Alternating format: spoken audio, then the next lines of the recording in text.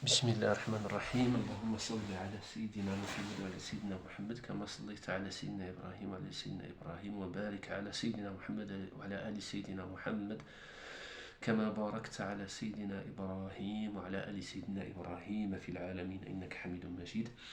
السلام عليكم ورحمة الله وبركاته. Nous avions parlé pour plusieurs fois du leadership religieux de Quraysh sur toute la péninsule arabique. Ceci est dû à la présence de la Kaaba, édifice construit par les deux prophètes Ibrahim et Ismaïl depuis des siècles. Bien sûr, Ibrahim et Ismaïl n'étaient pas polythéistes, ils adoraient Dieu sans lui associer de divinité. C'est un égarement qui s'est produit durant les siècles après les deux prophètes alayhimus salatu wassalam.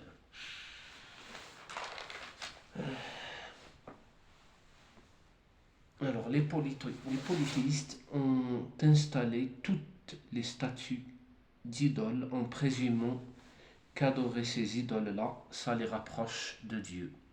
C'était ça leur pensée.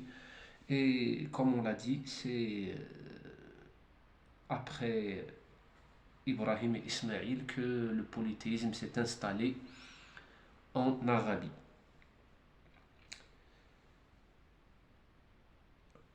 Quraysh, habitant à la Mecque, avait ce prestige-là, ce prestige des serviteurs de la Kaaba et des idoles.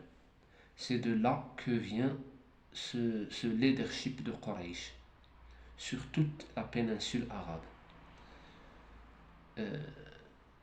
Souvenons-nous aussi de l'événement de l'éléphant, connu par tous les Arabes de l'époque.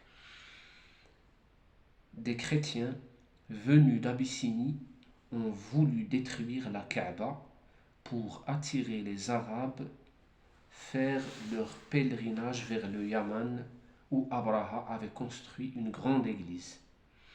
Alors ils voulaient détourner les Arabes vers la grande église de Sana'a qu'Abraha avait construit. Mais il y a cet obstacle-là de la Kaaba que les Arabes vont pour faire le pèlerinage. Donc Abraha et son armée ont voulu détruire la Kaaba. Alors Abraha et son armée ont été anéantis par un miracle. Il n'y a pas eu de combat. Les Arabes n'ont pas combattu Abraha. C'est un miracle, comme on en a parlé, on en a déjà parlé, on ne va pas y revenir.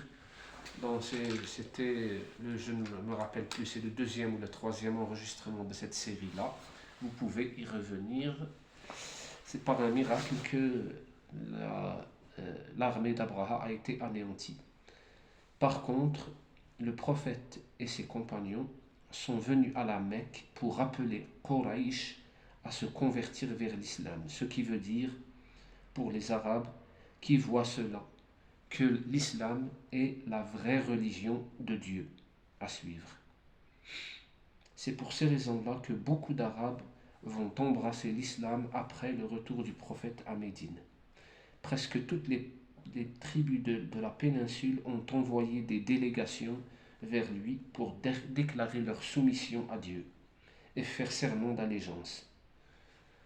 On parlera de ça, Inch'Allah, le moment venu. Il y a une année qu'on appelle l'année des délégations, Am al-Wufud. On parlera de ce fait-là, Inch'Allah. Et c'est là la conséquence la plus importante de cette conquête de la Mecque. Parce que tout le monde maintenant, tous les Arabes vont embrasser l'islam. Alors après avoir conquis la Mecque, le prophète sallallahu alayhi wa sallam a séjourné à la Mecque une durée plus ou moins longue. presque 2 mois ou bien un peu moins, le prophète sallallahu alayhi wa sallam envoya des troupes, on dit en arabe des saraya, de ses compagnons, détruire les statues des idoles hors de la Mecque. Alors la conquête de la Mecque a eu lieu en Ramadan de la 8e année de la Hijra du prophète sallallahu alayhi wa sallam, c'est-à-dire 8 ans après que le prophète sallallahu alayhi wa sallam ait émigré de la Mecque vers Médine. C'est à ce moment-là que le prophète sallallahu alayhi wa sallam est revenu, c'est-à-dire après 8 ans que le prophète sallallahu alayhi wa sallam et les compagnons sont revenus à la Mecque pour la conquérir.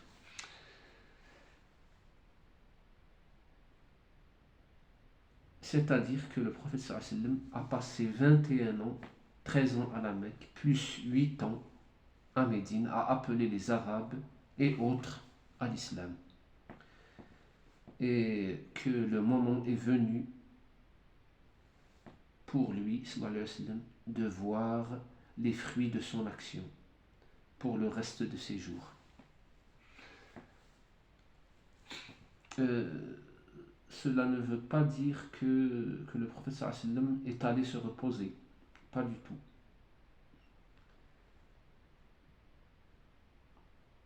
Je tiens à signaler également une autre chose qui s'est produite à la Mecque avant le retour du prophète sallallahu alayhi wa sallam et des compagnons à Médine. Il y avait les Ansar, c'est-à-dire les habitants originaires de Médine qui ont fait les serments d'allégeance au prophète sallallahu alayhi wa sallam, le premier et le deuxième, pensaient que le prophète sallallahu alayhi wa sallam allait maintenant s'installer et revenir et habiter à la Mecque, sa ville natale.